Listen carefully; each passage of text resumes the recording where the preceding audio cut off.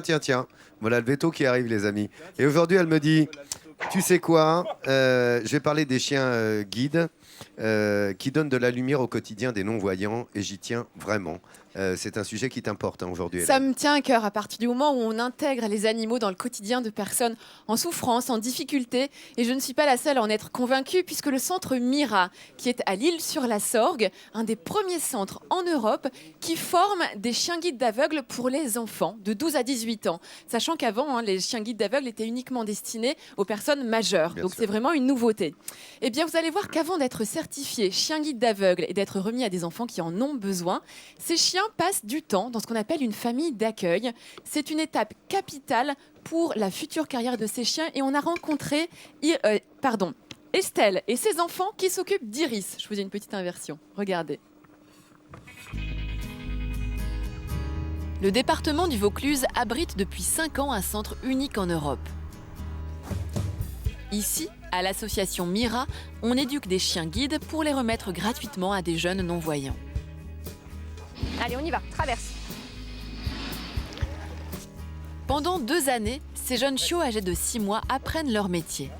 Et c'est d'abord en famille d'accueil que l'éducation commence. Estelle et ses 2 enfants ont accueilli il y a 5 mois Iris, cette jeune chienne bouvier croisée labrador qui a rejoint Pop, le chien de famille. Sensible aux actions menées par l'association Mira, Estelle et sa famille ont décidé d'accueillir Iris. Une belle aventure humaine pour elle et ses enfants.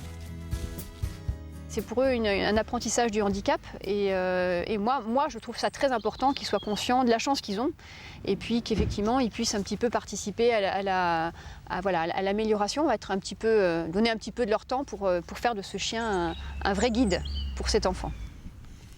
Des jeux, des câlins et beaucoup d'amour, Paul et Henri prennent leur rôle très au sérieux. Pendant ces 2 années, la famille d'accueil doit apprendre à Iris un certain nombre d'ordres de base, comme assis, couché ou viens. C'est aussi lui apprendre à obéir, même quand vient l'heure du repas. On va faire les gamelles des chiens, tu viens Loulou? Alors Henri, c'est regarde, c'est un gobelet. Eh ben non, t'en as pas mis assez. Donc voilà, hop. Là, ça, c'est pour Iris. La poêle, tu vas mettre un petit peu d'eau. Et puis Pop, on va lui donner un petit peu moins. Hop. Estelle est très exigeante envers Iris, Ça, c'est pour Iris. Iris, car plus tard, elle devra être parfaitement aux ordres de son maître non-voyant. Paul, pousse-toi. Ça, c'est Iris, pas bouger. Non, pas bouger. Assis. Pas bouger. Pas bouger.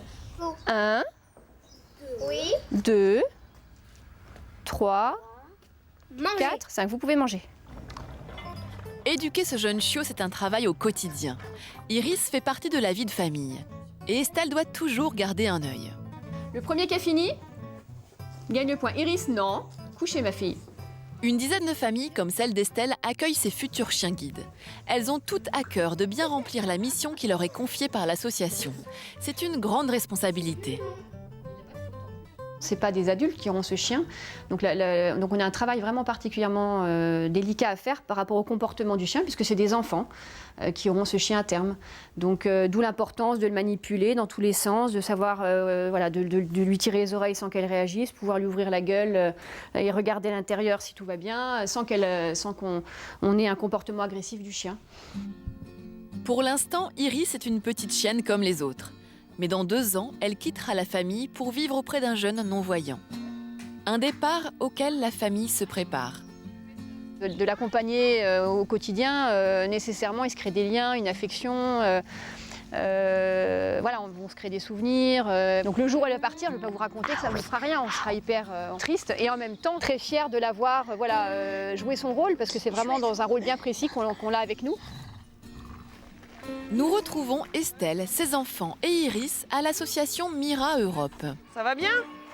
J'ai rien de maman. Ah, tu lui fais une feinte en fait. Ouais. Hein. Une fois par mois, les familles se retrouvent sur ce parcours qui reconstitue des obstacles urbains. Marcher au pied, ne pas bouger, s'arrêter avant de traverser, autant d'ordres que les chiots commencent à intégrer sous l'œil vigilant de Céline, éducatrice pour chiens. Allez, montre-moi comment le chien il marche au pied avec toi. C'est pas grave, avance. Vas-y, avancez tous les 2, vous allez vous croiser. Appelez les chiens, allez. Et on leur donne la récompense parce qu'ils vous ont bien suivi. Super. Puis direction le parcours d'Agility. Ici, on désensibilise les chiens à différents environnements par le jeu. Allez, on y va Iris. Tranquille. Appelle-la, Henri. Une bagatelle pour Iris qui apprend à obéir en s'amusant. Des moments de plaisir qu'on partage en famille.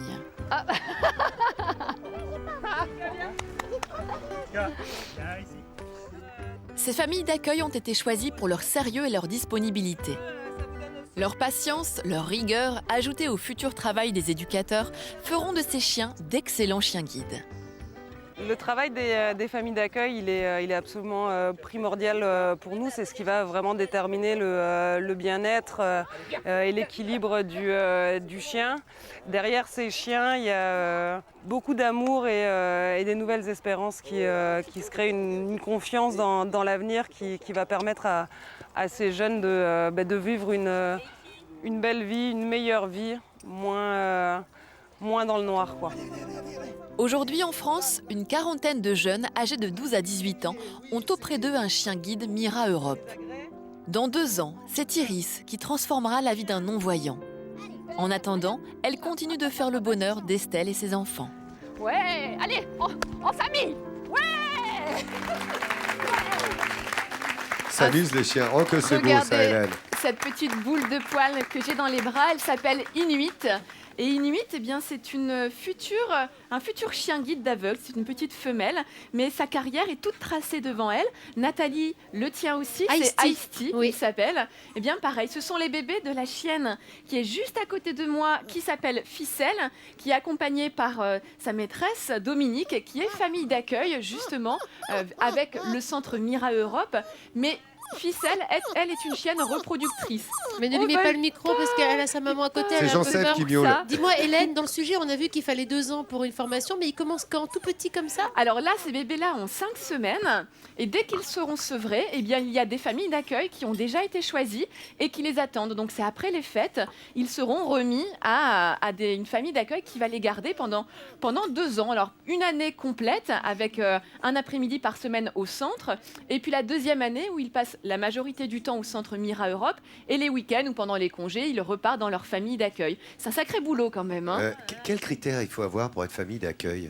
Alors, nous dire. il faut savoir déjà que le centre Mira Europe recherche toujours des familles d'accueil. D'accord. Plus on aura de familles d'accueil, plus on pourra avoir des chiens en formation et plus on pourra aider le quotidien d'enfants qui souffrent de ce handicap, qui sont aveugles. Alors pour être famille d'accueil, déjà, il faut habiter non loin du centre qui est à L'Isle-sur-la-Sorgue, car il faut s'y rendre quand même assez régulièrement.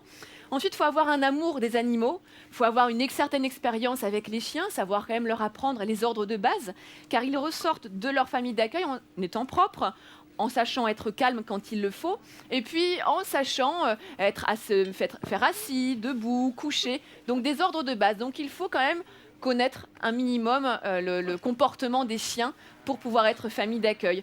Mais c'est une belle aventure, hein, c'est une belle aventure de bénévolat.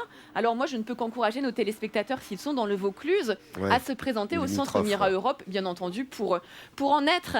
Et ces chiens-là, vous savez qu'ils valent 25 000 €. Non, tu plaisantes. Si, Alors attends, la race du chien déjà. Alors, c'est un Saint-Pierre. Alors, un Saint-Pierre, Saint-Pierre. c'était une race qui n'est pas encore reconnue en France. C'est une race qui vient du Canada. Donc, Ficelle, la maman, elle vient du Canada. C'est un croisé entre un Labrador et un Bouvier bernois.